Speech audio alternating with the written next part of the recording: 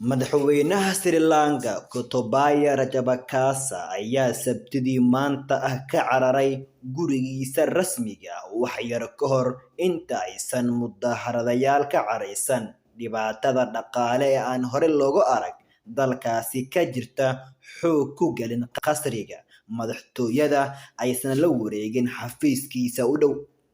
Sida ay boolisku qiyaaseen, boqolaal kun oo qof ayaa isugu soo baxay wadooyinka agagaarka guriga madaxweynaha iyaga oo dalbanaya in uu xilka ka dego sababo la xiriira dhibaatada dhaqaale ee dalkaasi ka jirta. Kadib markii ay xoog ku galeen albaabada xarunta madaxtooyada ayaa waxaa baraha bulshada si toos ah looga baahinayay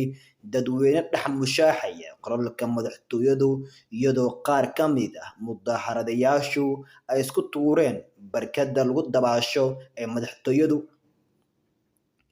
Qaarkood ayaa la arkayay iyaga oo qoslaya oo jiifa qolalka jiifka ee quruxda badan ee qaybta deegaanka iyadoo intii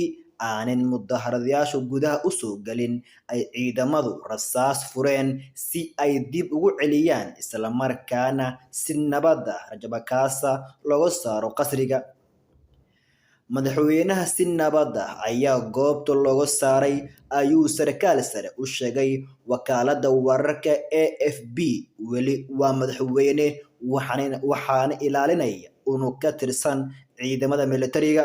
Qasriga uu baneeyay ayaa ah mid ka mid ah astaamaha ugu muhiimsan ee dowladda Sri Lanka waxaana saraakiishu sheegeen in bixitaankiisu ay keenayso su'aalo haddii uu weli doonayo in uu xilka sii hayo.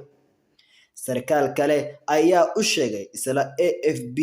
in ay weli sugayaan amar aysan ogeyn halka uu madaxweynuhu ku sugan yahay isaga oo intaa ku daray in ay kaliya og yihiin in uu nabad qabo uuna la joogo ciidamada badda.